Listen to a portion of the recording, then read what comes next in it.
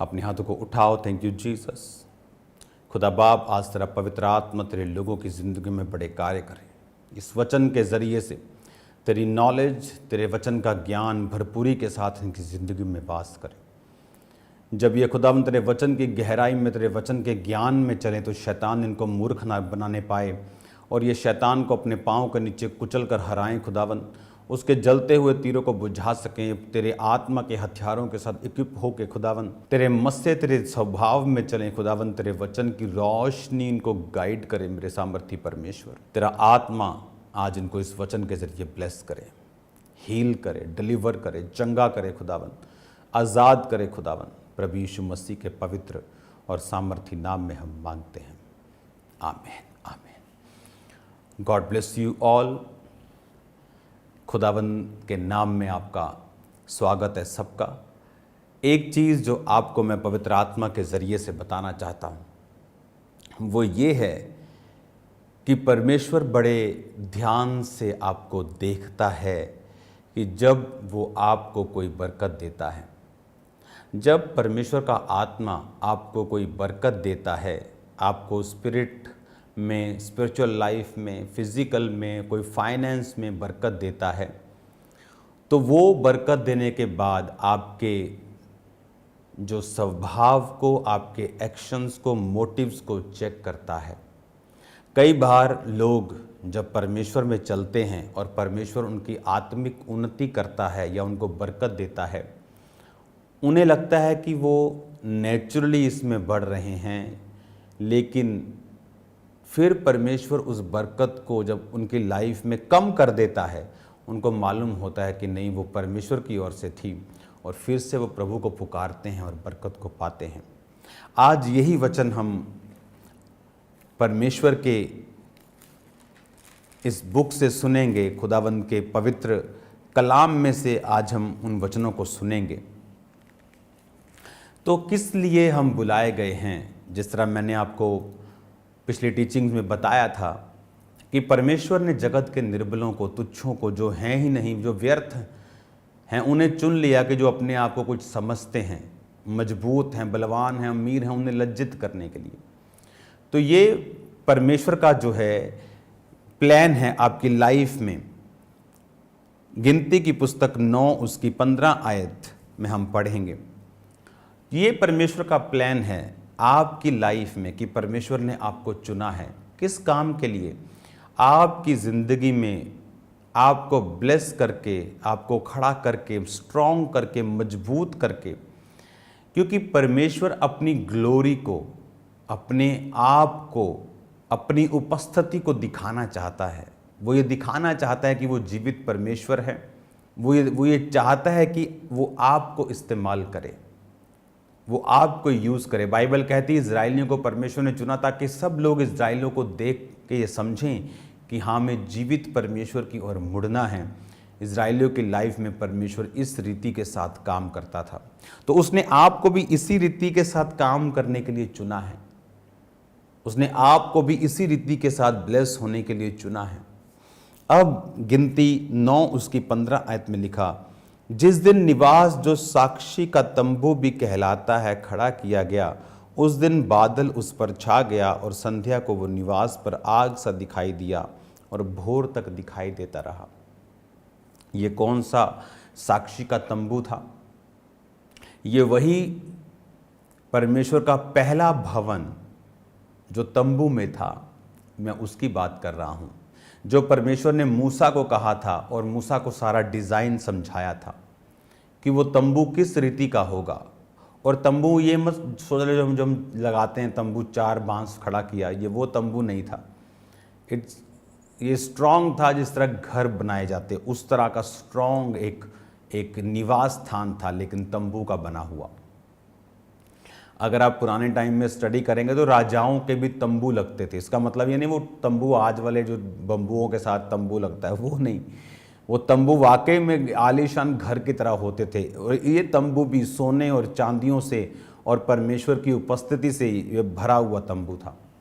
तो परमेश्वर ने मूसा को दिखाया कि किस तरह से तूने तंबू बनाना है, पवित्र स्थान बनाना है, परम पवित्र स्थान बनाना है, बाहर का आउटर कोर्ट बनाना है, पीतल की होदी रखनी है, जहाँ पर हाथ मुंह धोकर लोग आगे अंदर आया करेंगे। वो सारी चीज़ें परमेश्वर ने उसको सिखाई और बनाई। और बाइबल कहती जिस दिन वो खड़ा किया गया, परमेश्वर का जो बादल था उस पर छा गया और रात को वो बादल में से आग दिखाई देती थी। और अब ये बात आपको ध्यान से समझनी है कि परमेश्वर ने इस्राएलियों को बुला लिया। परमेश्वर ने अपनी महिमा के लिए उन्हें बुलाया और बोला कि तुम मेरी महिमा के लिए बुलाए गए हो और चुने गए हो। अब इजरायली बुला तो लिए गए, अब वो जंगल में हैं और परमेश्वर कहता कि मैं कनान देश तुमको दूंगा और कनान देश में दूध और शहद की जो हैं वो नदियां बहती हैं। लेकिन हम ये सब जानते हैं कि इंसान का बनाया हुआ जो प्लान्स है वो काम नहीं करता, मोस्टली वो काम नहीं करता। इसलिए आज मोस्ट ऑफ द पीपल, दुनिया में जो ज़्यादातर लोग हैं वो निराश हैं। अब ज़्यादातर मैं लोगों की बात कर रहा हूँ। कोई फाइनेंस में निराश है, उसका काम नहीं चल रहा, बढ़ नहीं रहा। कोई परिवार से निराश है, अगर काम सही चल रहा है तो बीवी का मुंह उधर है, बच्चों का मुंह उधर है। मोस्टली लोग निराश हैं। इजराइलियों को ये बात मालूम थी कि परमेश्वर, अगर मुझे कनान देश में जाना है, कनान में कौन रहते थे? वो जो नूह था उसके वंशज, स्ट्रॉन्ग पीपल, शारीरिक रूप से स्ट्रॉन्ग, मजबूत, गढ़ों वाले लोग, हथियारों वाले लोग। और इनको मालूम था, इजराइल को मालूम था, ये लोगों को मालूम था कि हम उन्हें नहीं पा सकते, कब्जा नहीं कर सकते। लेकिन इन्होंने परमेश्वर के मिरेकल्स को देखा था। मिस्र में परमेश्वर के मिरेकल्स को देखा था कि पूरे मिस्र में अंधेरा छाया लेकिन इनके ऊपर उजाला है। उनके पशु गढ़ों से, औलों से मर रहे हैं और इनके उसी तरह से आनंद ले रहे हैं। उनके पहलोठे मारे गए, इनके एक डॉग भी नहीं मरा। बाइबल कहती कुत्ता भी इजराइलियों पर नहीं भौंका। तो इजराइलियों ने ये मिरेकल्स को देखा हुआ था। इजराइलियों को मालूम था कि मिस्र जैसे देश के चंगुल से निकलना ये आसान नहीं था। फिरौन जैसे राजा को हराना, उसकी पूरी सेना को समुद्र में डालकर परमेश्वर ने मार दिया, ये आसान नहीं था।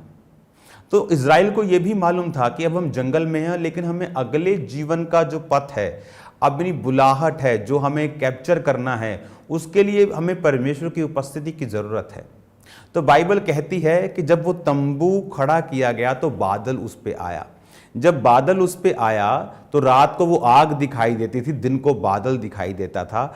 और लिखा जब जब वो तंबू बादल चल पड़ता था तो इनको मालूम होता था कि चलो भी अपने अपने डेरे इकट्ठे करो। 12 गोत्र, लेवी, तंबू का सारा सामान, किसी के पास ड्यूटी थी परमेश्वर के हाथ का जो लिखा हुआ संदूक था, वो पात्र थे, उसको उठाना। किसी की ड्यूटी थी जीसस क्राइस्ट वाला स्थान जहाँ पर 7 दीवटे हैं, भेंट की रोटी मेज पर रखी, वो उठाना। किसी की जिम्मेवारी पूरे उस बाकी स्ट्रक्चर को उठाना थी। तो अलग अलग ड्यूटीज होती थी। जैसे बादल आगे जाता था ये सारा सामान समेटते थे।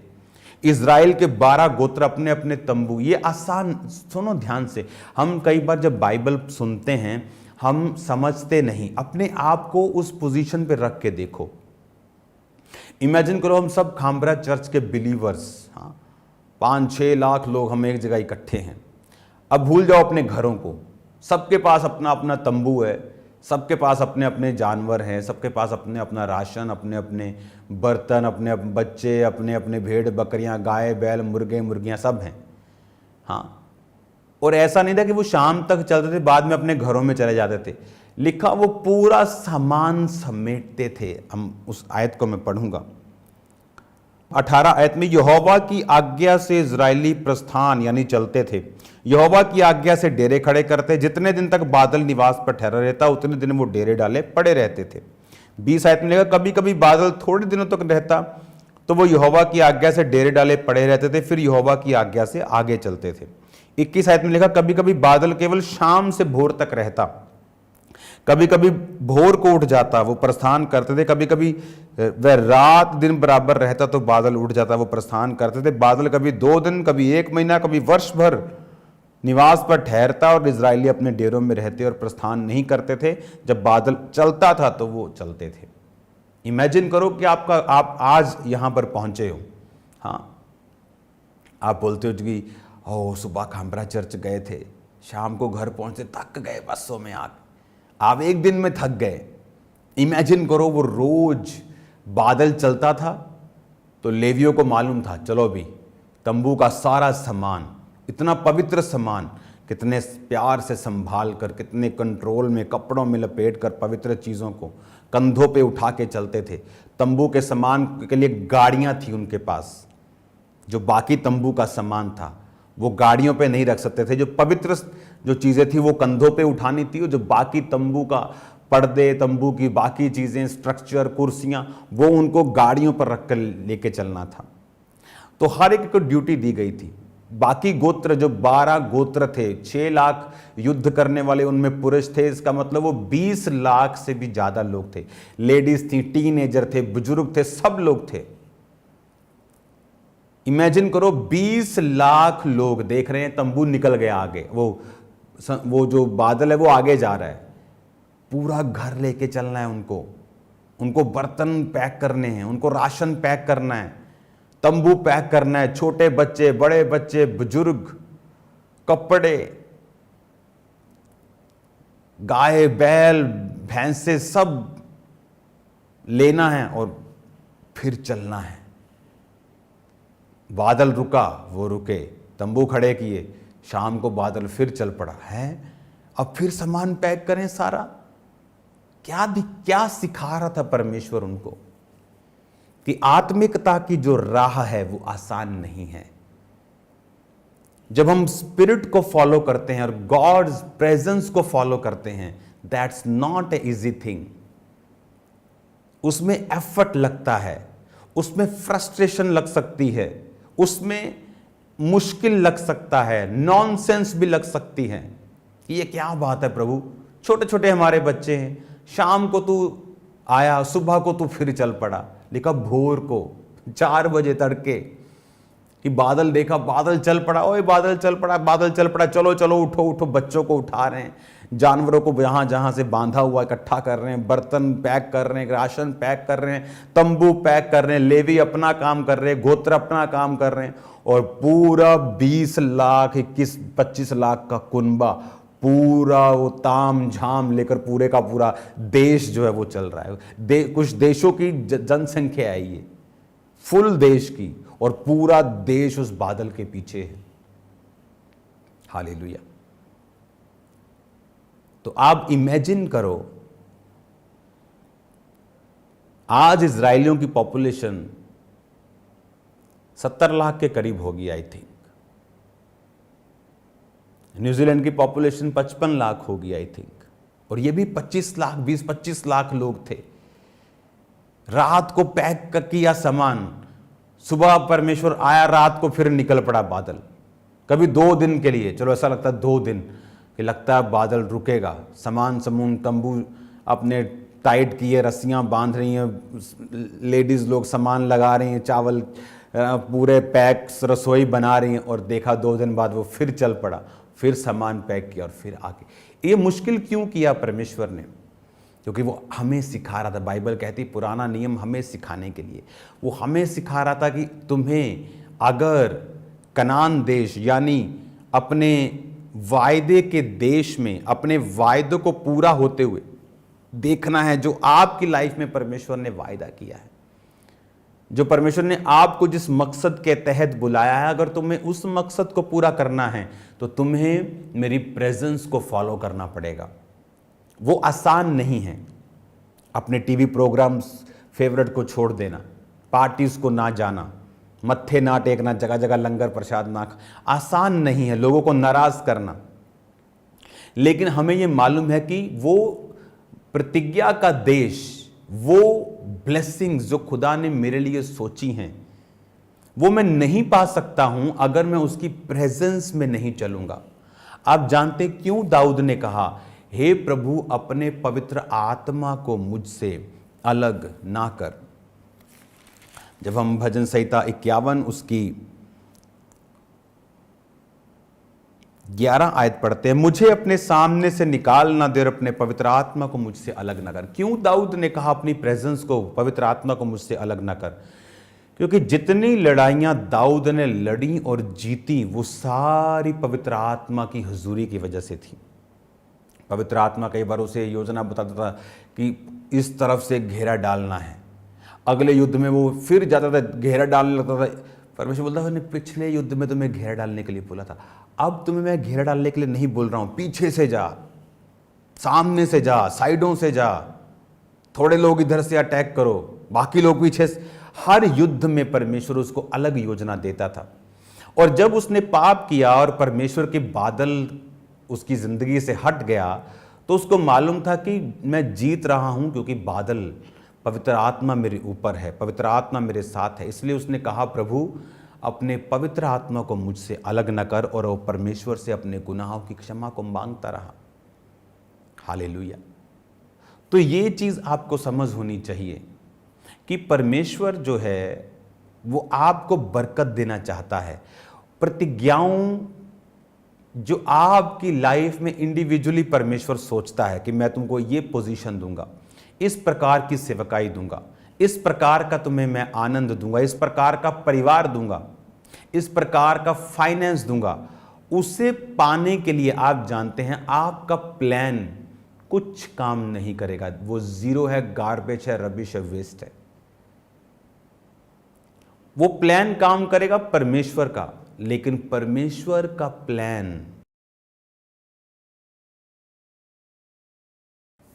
ऑस्ट्रेलिया में हम एक जगह घूमने गए थे, जंगली एरिया। तो हम एक जंगल के अंदर चले गए। तो जब आप जंगल के अंदर जाते हैं, मैं आपको एक्सपीरियंस बताता हूं। कई बार जो आपको लगता है कि एक आप जा रहे हैं और आपको लगता है कि आप इधर से आए हैं और आप ऐसे जा रहे हैं और आपको मालूम है कि एग्जिट करना है, बाहर निकलना है, तो पीछे बहुत दूर है। आपको लगता है कि मैं इधर से आया हूं और ऐसे जंगल में हूं, तो इधर जाऊंगा तो ऑटोमेटिकली एग्जिट आ जाएगा, तो हम इधर को चल पड़े। और खुदा तो अपने लोगों के साथ होता है। तो आगे हम थोड़ा सा ही चले थे तो पूरा जंगल है, शाम का रात होने वाली है और दो लोग उधर से आ रहे हैं। एक बंदा नहीं दिखा हमें इतने घंटों में, और जब हम जैसे ही भटके तो दो बंदे आ रहे साहब। तो वो हमने पूछा इंग्लिश में, आप कहाँ से आ रहे हैं, उधर रास्ता एग्जिट है। कहते हैं नहीं नहीं उधर मत जाना, उधर चले गए तो कम से कम 1-1.5 घंटा तुम ऐसे घूमोगे और यहीं आ जाओगे वापस।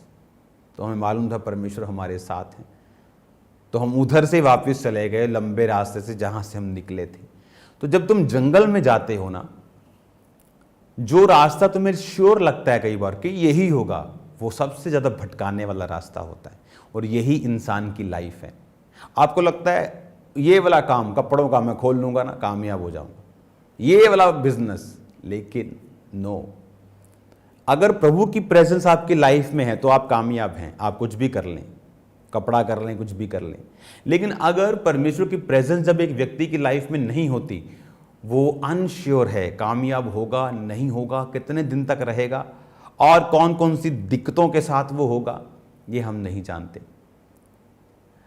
उसी तरह से अगर मुझे ये मालूम है कि प्रभु ने मुझे एक बड़े मकसद के लिए और ऐसी ब्लेसिंग देने के लिए चुना है कि ब्लेसिंग वाले भी अपने आप को शर्मिंदगी महसूस करेंगे, तो आपको ये याद रखना है कि रास्ता परमेश्वर बताएगा।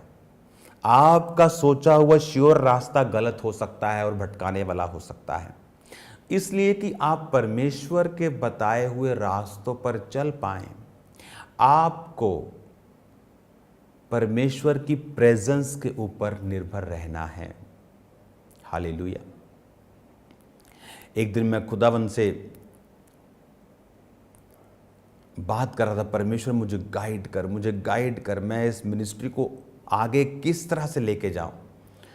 आप जो आज देख रहे हैं ना कि स्क्रीन पर लाखों लोग बैठकर सुनते हैं, पास्टर्स हैरान होते हैं, विरोध करते हैं, स्क्रीन पर कैसे हो सकता है।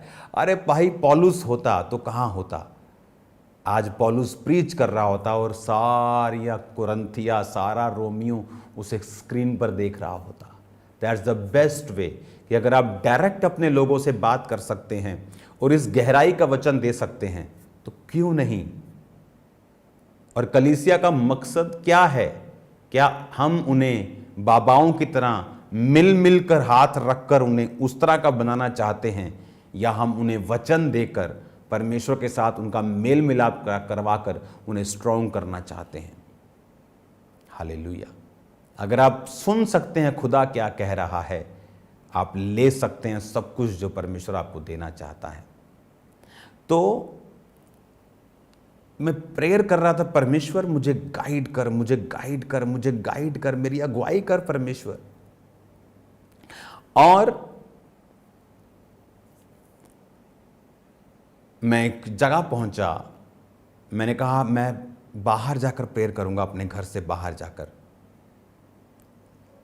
और मैं एक जंगली स्थान पे था, पहाड़ों की साइड पे, हिमाचल वाली साइड पे, और खड्ड के नीचे मैं चला गया। से खड्डें होती हैं वहाँ पे, यहाँ जानवर सब होते हैं। वो खड्ड के नीचे मैं गया और मैं वहाँ पर बैठकर प्रेयर करने लगा, परमेश्वर मेरी अगुवाई कर।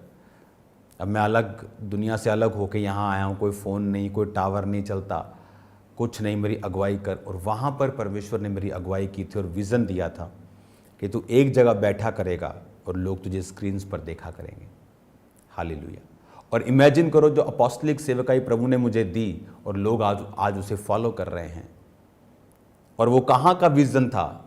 वो एक विज़न था जो परमेश्वर ने मुझे दिया था।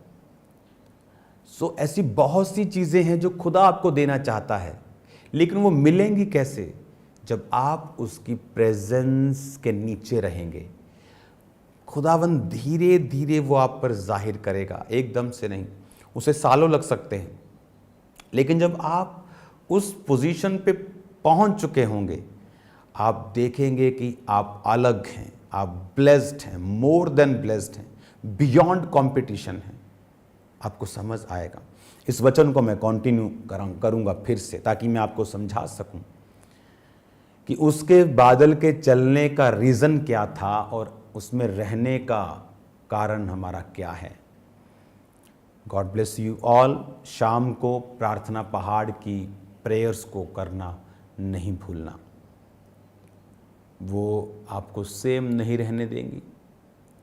तैयार रहो, यीशु मसीह के नाम में आप सेम नहीं होंगे, आपकी लाइफ सेम नहीं है, आप ब्लेस्ड हैं यीशु के नाम में। मैं आपको परमेश्वर की ग्रेस में छोड़ता हूँ। इस वचन को मैं कल कंटिन्यू जारी रखूँगा। आप सेम नहीं हैं। अपने हाथों को उठाओ। God bless you all. खुदा बाप का रूह आपको बरकत दे, आशीष दे, आपको आगे लेके जाए, आप सेम न रहें। प्रभु यीशु के नाम में शैतान की योजनाएं नाश हो। खुदा बाप, आज जितने शाम को प्रार्थना पहाड़ की प्रेयर्स के साथ जुड़े, अजीब ग्लोरियस एक्सपीरियंस आज इनको ऐसा कभी ना इन्होंने देखा हो जो आज ये देखें। यीशु के नाम में हम मांगते हैं, आमीन आमीन। God bless you all.